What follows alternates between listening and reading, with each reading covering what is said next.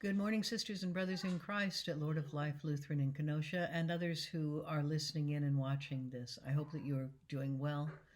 I would ask you to continue praying. I know you are, but do intentionally pray for your own health and well-being, for the health and well-being of your family and your neighbors, and especially for the health and well-being and the strength and the energy for our healthcare workers, those that are besieged at this point in emergency rooms and hospitals that are in hotspots. Pray for strength and patience for them, and pray that God will protect them from this virus. Please pray for those who grieve. And I would ask if you would offer with me a prayer of thanksgiving today. Our younger son, Mark, who has been working on a project in Uganda and was kind of stuck there during they did a lockdown. He should be boarding a plane as I'm recording this on the first leg of his journey back to the United States. So I am grateful to God for that.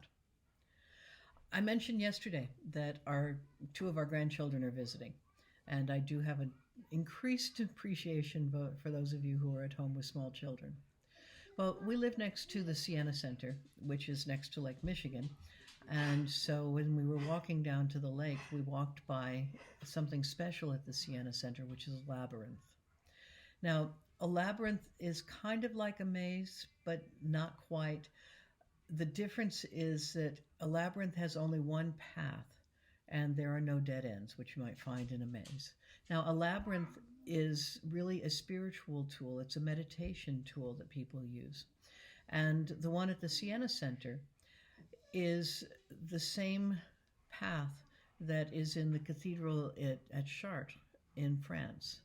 Now, people walk labyrinths, and you walk, there's only one path all the way through, you have to follow it.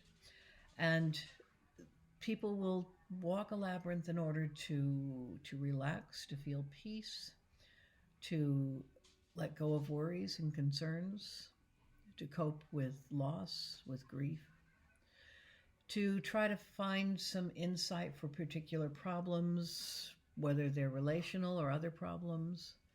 It's a kind of devotional thing, and it's a very calming thing. I thought it was quite crazy when yesterday the two grandsons were running around the labyrinth, which is what they like to do.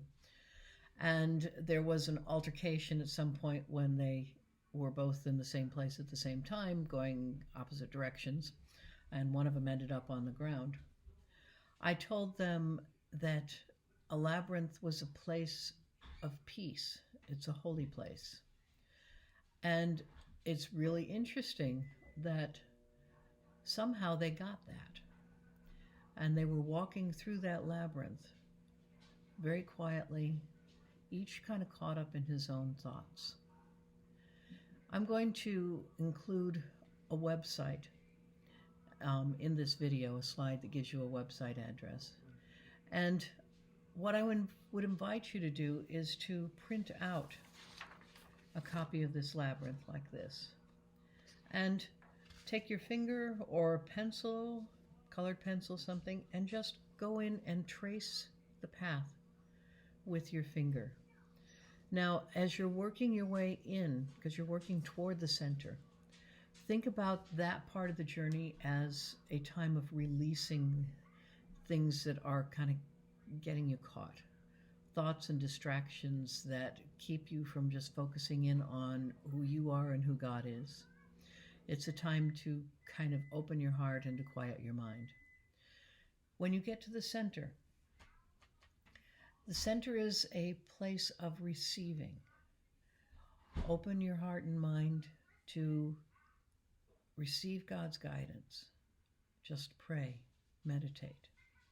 And then as you work your way back out, as you return, following the same path, my hope and prayer is that you're going to have a sense of peace and strengthening and clarity, and that you're going to feel more empowered to do what you need to do today, to be who you are today, and to know that you do all of this with God's presence and God's love.